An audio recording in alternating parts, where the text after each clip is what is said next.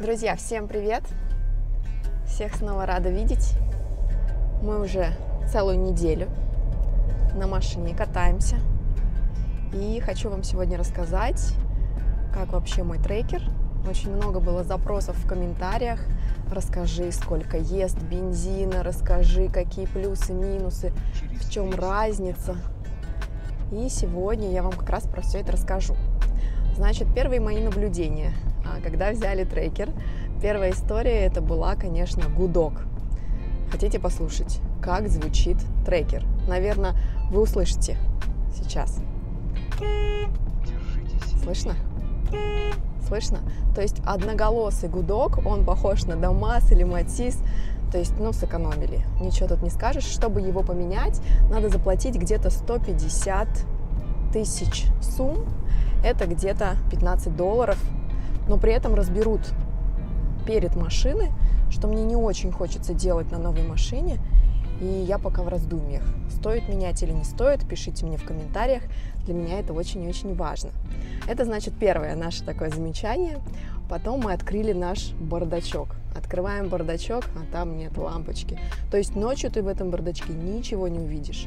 Это вот наше второе такое замечание было.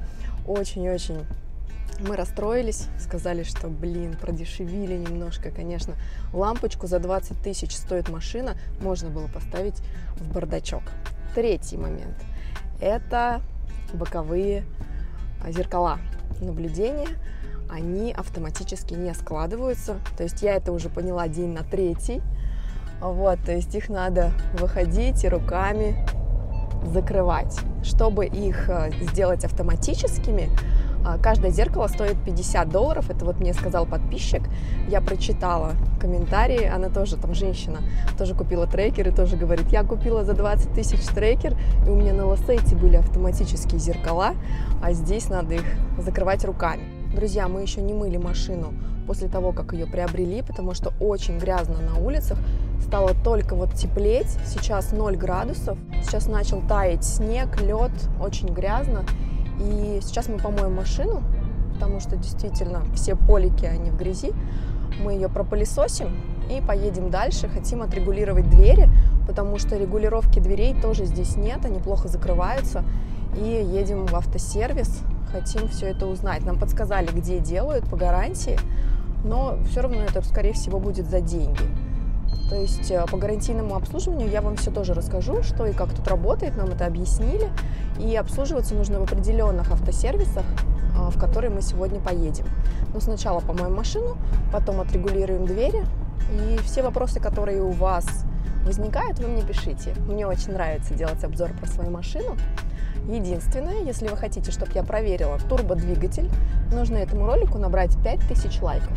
Вы набираете, и я выхожу на открытую трассу, где нет у нас камер, и мы будем с вами проверять турбодвигатель. Буду разгоняться до 150, но все это после того, как у меня наберет ролик этот 5000 лайков.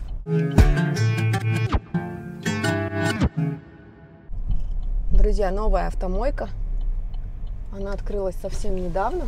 Мойка 60 тысяч, кузов 40 тысяч. То есть, чтобы помыть машину с кузовом, нужно заплатить $10. Что у нас там дальше? Салон увидели. Джип. И, соответственно, дальше цены вы тоже увидели. Друзья, перед нами машина BYD. Она электричка, но почему-то номер не как у электрички. Но номер на этой машине стоит, по-моему, больше, чем сама машина. 007. Паша говорит, не больше, но такие номера, они у нас аукционные, они отдельно продаются. Но четенькая машинка. Мы мечтаем такую тоже в скором времени приобрести. Если наберем 1 000 000 подписчиков, будет нам легче приобрести такую машину. Они тоже снимают обзор. Можно? Не знаю, можно показывать хозяина или не можно, но он чуть-чуть попадает в кадр. Красивая машинка. Самая большая проблема в мытье машины – это снять эту штуку. Кстати, сейчас уже пишут, что новые машины обязательно должны быть с таким штрих-кодом. Тогда они новые, и вас никто не обманывает. И главное, чтобы на окне не осталось разводов, от клея. Сейчас будем экспериментировать на этой мойке. Пока мы стоим, хочу вам показать расход топлива. На 100 километров 9,3 расход. Но это по городу, и вся неделя она была прям в пробках. То есть если мы выйдем за город, я думаю, что расход будет меньше. Обязательно нагреваю я до 40. Вот у меня сейчас температура охлаждающей жидкости 80, но я не выезжаю, пока не будет 40. Обязательно заливаю бензин. Вот здесь нижние это показатели 2 деления у меня бензина. Ну, давление в шинах мы тоже, когда купили, было разное. Сейчас оно тоже немножко разнится. Мы сделали 2,20. Вот, ну, 2, сильно 2,10, да, но здесь разницу постоянно какую-то показывает. Вчера было другое давление, сегодня такое. Вот, подсветка регулируется. Соответственно, также у нас фары, они желтого цвета. То есть я думала, что они будут такого больше синеватого цвета, но они желтые. Я вам покажу, когда буду ездить вечером. Также здесь у нас есть навигатор, он цветной. Все меню тоже цветное. У меня ЛТЗ, у меня не премьер. ЛТЗ выходит на месяца 2 быстрее, чем премьер. Ну и дешевле на 2000. Здесь у нас кнопка «Закрываются двери». Здесь печка. Ну, соответственно, все крутится. Вот что значит вот эта кнопка, я не знаю. Друзья, подсказывайте, но скорее всего типа АБС. Ну, вот это хлипкая, вот это вот жесткая пластмасса. Здесь тоже жесткая по сравнению с кобальтом и с новыми джентрами. Здесь потверже пластмасс. Руль, он не кожаный, а в премьер, конечно, он кожаный и он гладкий. Здесь он немножко толстенький, но мне, в принципе, нравится. Паша говорит, что нужно его менять, но меня все устраивает. Вот такая вот история у нас. Покажи бардачок, пожалуйста, что он без лампочки. Там у нас бардак, но он без лампочки. Даже у меня в Лассете была лампочка. Здесь у нас зеркало. Кстати, мы хотим поставить регистратор через зеркало. Ну, подушки безопасности. Крыши нету, люка нет. Друзья, первая мойка. Сначала шампунем, дальше все остальное. Мою в ручной мойке, потому что механическая у нас не всегда хорошая, качественная. Она больше быстрая. А ручная, она, конечно, это другое дело. Так что моемся. Процесс начался. Потом оцените.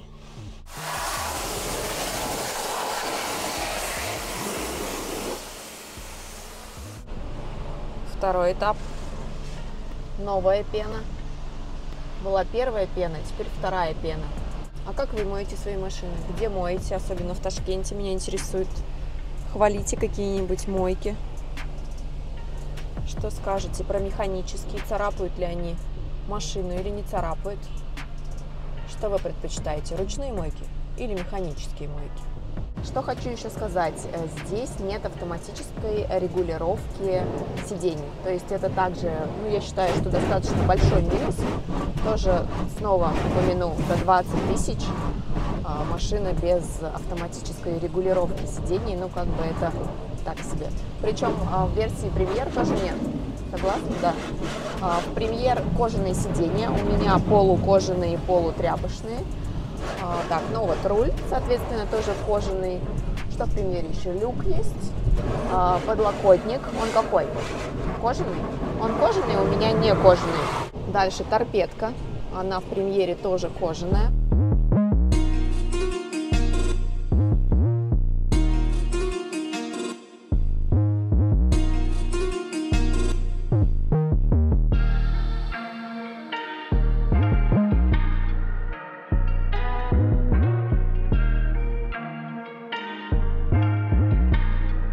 Друзья, ну что, мы помыли машину, были на мойке 2 часа, потратили 150 000, ну это где-то $15, чуть меньше, чем 15. Конечно, когда я мыла свой Лассетти, это было дешевле и быстрее, но теперь у нас трекер, новый уровень, платим мы больше. И поехали кушать, потому что когда голоден, ни на какой автосервис ехать не хочется. Вот, а узбеки, а мы по большей части уже узбеки, кушаем плов всегда и едем на плов. Купили машину, кушаем плов. помыли машину, кушаем плов. Так и живем. Ребят, преимущество турбины: машина разгоняется очень быстро.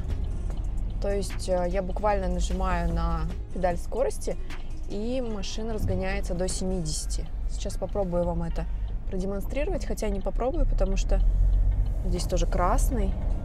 Но в любом случае, мы же с вами договорились, 5000 лайков этому видео, и мы с вами выйдем на трассу, где можно разгоняться, и мы обязательно с вами протестируем турбомотор, потому что он очень классный. То есть я говорила про минусы машины, про плюсы: она резвая, она быстро разгоняется. Вот поехала. У нее приятный звук, но нужно обязательно соблюдать скоростной режим. У нас здесь в Ташкенте сейчас сделали 60. И не погоняешь особо, что я вам скажу. Машина очень удобная в управлении. Много плюсов. Она мягкая. По сравнению, я могу сравнить, конечно, с Ласетти. У меня не было иномарки. Я, конечно, ездила, но когда твоя эта машина, это уже другая история. Вот за неделю что я могу сказать, что кайфую за рулем, не устаю вообще, удобные сиденья, удобный руль. Климат-контроля, кстати, здесь нет, но есть климат-контроль в версии премьер. Но печка очень классно справляется, тепло, хорошо. Машина классная, очень резвая и очень легкая в управлении. Для меня это прям топчик. Едем в сторону Айбека. Сейчас на гостиницу «Россия». По воскресеньям очень мало где есть плов. Но я надеюсь, что то место, куда мы едем, и там обязательно должен быть плов, и он на самом деле круглосуточный там. И сейчас доедем, поедим, поедем в автосервис. И каждый день вот такой вот он проходит. Там 2 часа, тут 2 часа, и день заканчивается. У вас также, ребят? Очень мало времени на какие-то... Очень быстро летит время. Проснулся, и уже вечер. Проснулся, пару дел поделал, уже вечер. Это учитывая то, что у нас еще нет таких пробок. Но в будние дни, конечно, они есть. У нас есть час пик. А в остальном времени, вот сейчас воскресенье, мало людей. И одно удовольствие ездить. Вот сейчас 70 у меня скорость. Вообще не ощущается. Поэтому я постоянно поглядываю на свой спидометр, чтобы не превышать. Штрафы у нас достаточно большие. И, конечно же, не хочется зря платить деньги. Стараюсь аккуратно. Конечно, кто-то говорит, что турбинный двигатель нужно обязательно всегда, в день, допустим, его, как сказать, культурно. Чтобы он работал, его использовать. То есть, вот сейчас я 70. То есть буквально там минутки даже нету. 50-30 секунд, и у тебя уже 70. Друзья, Павел меня поправил, что 70 за 30 секунд это разгоняется велосипед. Оказывается, до 100 по тех параметрам моя машина разгоняется за 10 секунд. Вот так вот. Я же не автоблогер, я же любитель. Я же просто вам рассказываю, потому что много набирает просмотров почему-то моя машинка. И я с удовольствием буду вам про нее рассказывать. Ребят, парктроники есть, камера заднего вида есть в моей версии. Нет передних парктроников, но, по-моему, в версии премьер она есть, эта система. Так что мы развернулись, кафе наше работает. Слава богу, мы его нашли. Мои друзья, мои подруги после обзорчика ходят сюда с удовольствием и едят плов, и всегда меня благодарят. Принесли мою любимую сюзьму, туруп, как она по-русски, редька. Помидоры. Помидоры, смотрите, видите, не яркие. Вот они немножко желтеют, потому что зима. Тепличные, скоро будут красненькие. Март месяц. Перчиком. Обычно делают красным, но я черным. Красного не вижу. Значит, берут туруп, макают и едят. Еще вот семена граната обязательно. Сейчас будет такой вкусный пловчик. Кафе называется Арт. Сейчас я вам скажу. Арт плов. Я здесь очень люблю есть плов, потому что он есть всегда, и он действительно вкусный. С айвой, с долмой, с козы, то есть полный набор. Плов здесь стоит комплект 39 тысяч. Мы берем один на двоих, потому что мы едим немного, и нам хватает. Принесли плов, видите, джиза, ну джиз называют, тут джиза.